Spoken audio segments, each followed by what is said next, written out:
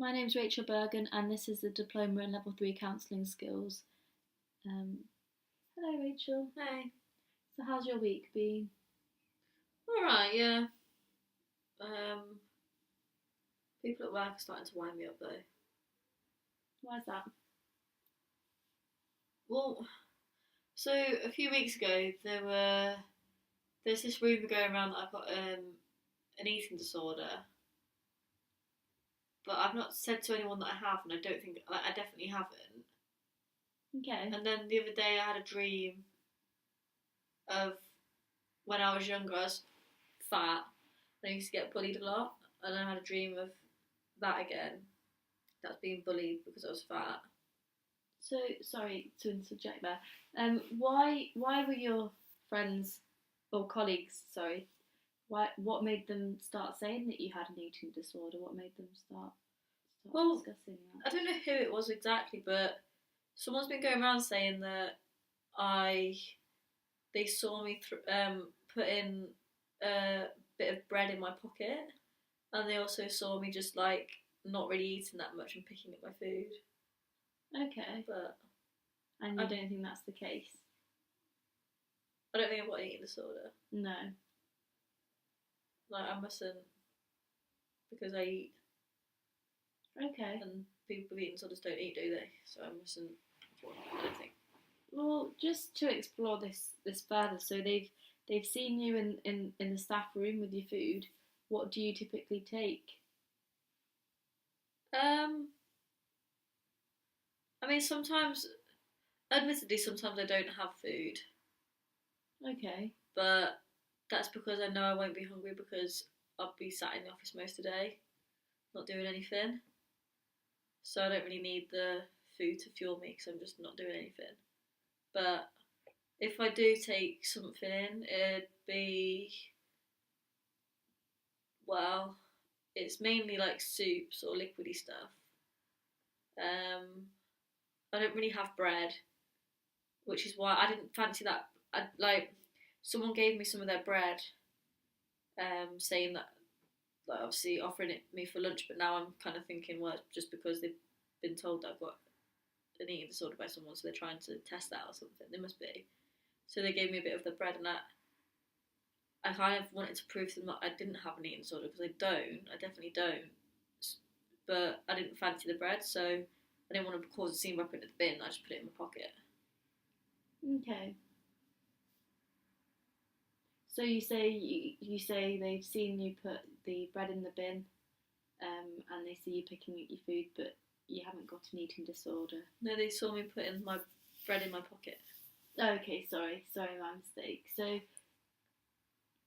okay, I mean, we don't need to put a label on eating disorder, no eating disorder, or whatever, but it sounds like the talk, the rumours, as you say, is what is getting to you, and you're a bit perhaps conscious that people now think that you've got an eating problem Yeah, at work. like, I just think it's ridiculous. Like, I don't. You're denying that you've got an eating problem. Completely. Okay. And you eat balanced diet, carbohydrates, protein. I eat Fats? proteins and fats. I tend to avoid carbohydrates because, like I said, I don't really need them. Like, I'm just at a desk all day. I don't need carbohydrates. Okay, I mean, what I'll do is I'll print off the Eat Well balanced plate from the government.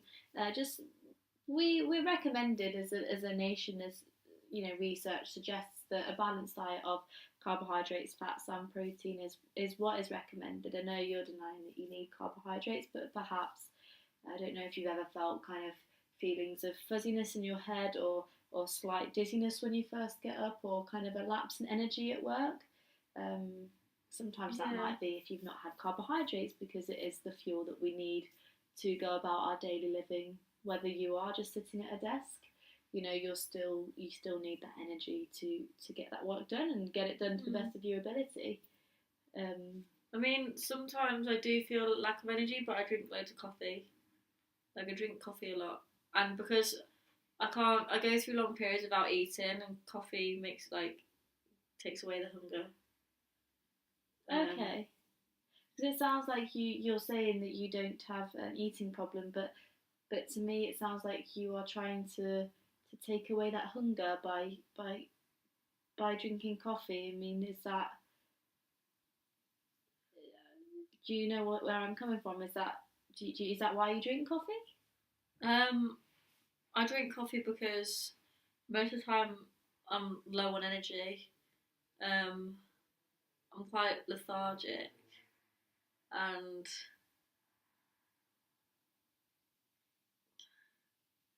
I don't really take that much food with me because I know in the past if I take food with me, I just end up eating loads. Like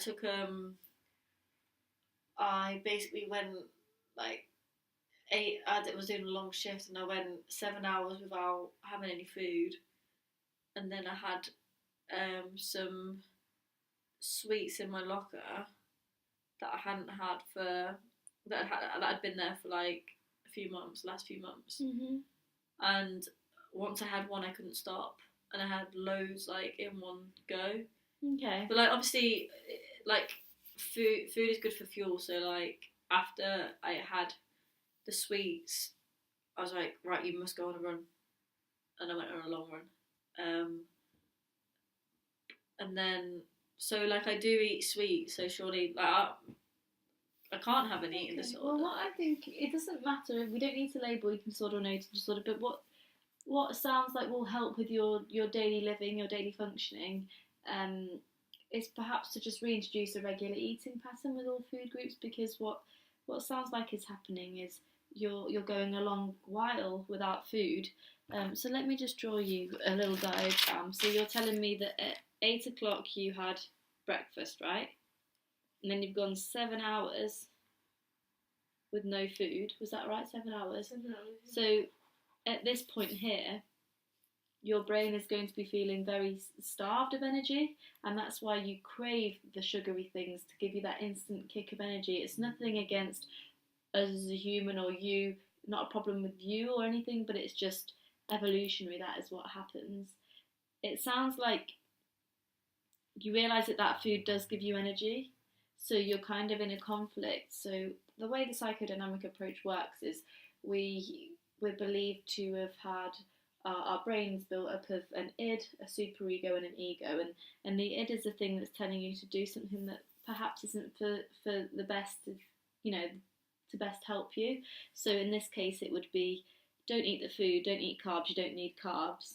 And then you've got the superego, which is like, eat whatever you like because you need energy, Mm-hmm. food, like eat whatever, however much you want. And then you've got the ego, which is there trying to balance the id and the super ego.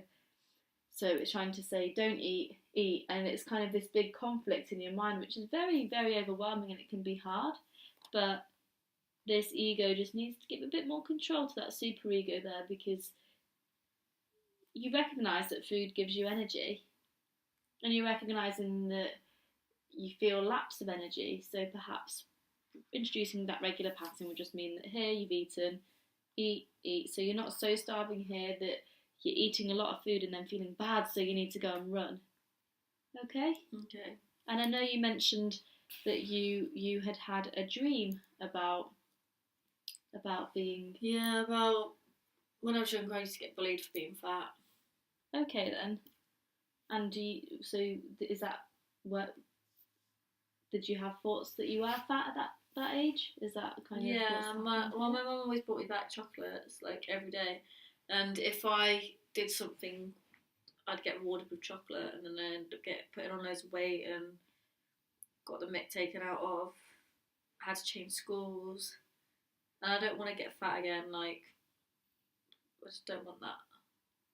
So it sounds that from your early experiences, you've kind of deemed fat as the enemy, really, and it's meant that now in your life you've taken that on board, and you're fearing that thing that you used to fear, and it seems that because it's come into work more, it's now coming into your dreams more and taking you back to that early experience with the chocolates and your mum, and as I say, you don't have to label having an eating disorder or anything like that, but I would just say that, you know, sorry, just a technical issue here. I would say that you would benefit from regular eating. At least we can just try that. And I don't know if you're in agreement with me there, based on our discussion about your lapse in energy. If you do think, yeah, I can feel tired, not like I just go to sleep right now. yeah. So what we'll do is we'll have breakfast snack, lunch snack, dinner snack, and try and do that this week and see how your feelings change in work. Because sometimes as well, being starved can make our emotions feel very, very down, very negative. So that might help in terms of that as well. Okay. And then we'll check in next week and just see how you're feeling in terms of your mood and everything like that. Okay. And then I'll see you next week at the same time. Because I know you did say that you wanted to change to 2 weeks, 2 times a week for that extra support. But the way it works here is we meet once a week, and then that's just how regular our sessions will be. Okay. Right. See you next week then. Thank you. Bye. Bye.